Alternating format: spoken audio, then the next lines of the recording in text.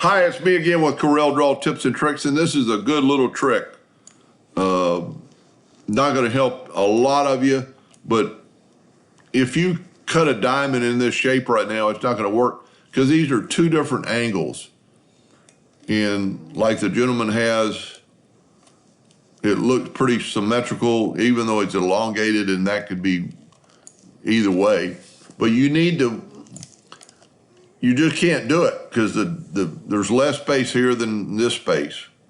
So what you need to do, even though this is elongated, you need to make your angle the same.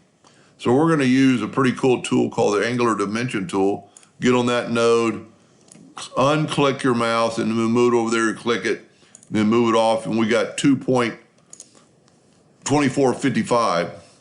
We're going to click on that, and we're going to change it to a higher number so you can see it on the video, and we're going to make it black.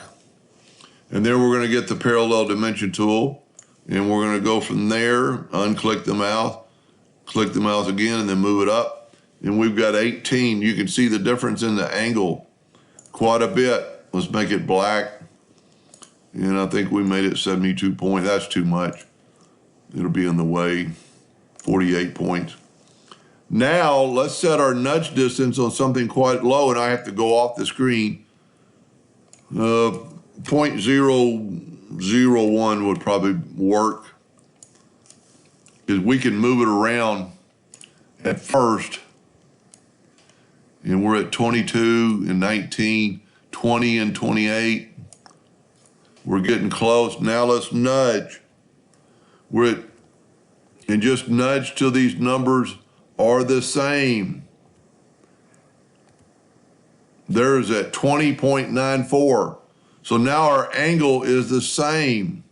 And you're going to see why that's so important here in just a second.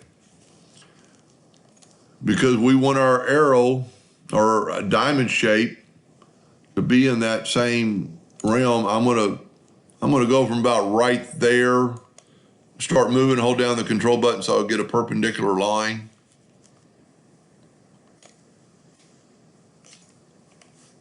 And then I'm going to smart fill that.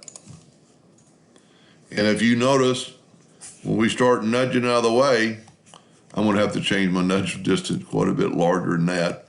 And because I'm working on this big picture, I have to get off the picture to get my nudge distance. And there's a way around that, and I might make a video on that. But now you can see we can move that diamond shape away, and it's equal distance. Before it wasn't equal distance. So let's Control D and make a duplicate of that and mirror it. Now the safest thing to do, because you'll never kind of match these two up, is let's make both of them like that. Let's get rid of the, and I did draw a line there a while ago, it disappeared. Let's take away that line and that line. And what we're gonna do, we're gonna nudge these till we get a diamond pattern inside there, and we're going to use that diamond pattern. Now we can move that out of the way for a second. And if you want it bigger or smaller, we can always contour. Now let's put this back. So now that diamond pattern should fit in there. And if, like I said, if you want it bigger, you could just contour it bigger. But that's how I would do it. Pretty neat little trick. He's got it elongated a little bit more. I think you could probably do that.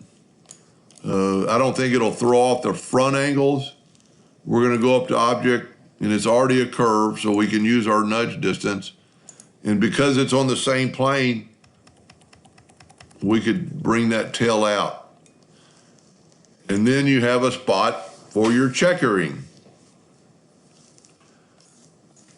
That's pretty cool. I think it'll look pretty good, but I would definitely test this on a, this is a nice stock to do checkering on. It doesn't have any finish on it. You're gonna be able to sand it, blow it off. This will be another project in the future. Maybe I'll make him a video on that, but that'll work. Hope that helped a little bit. Thank you for watching.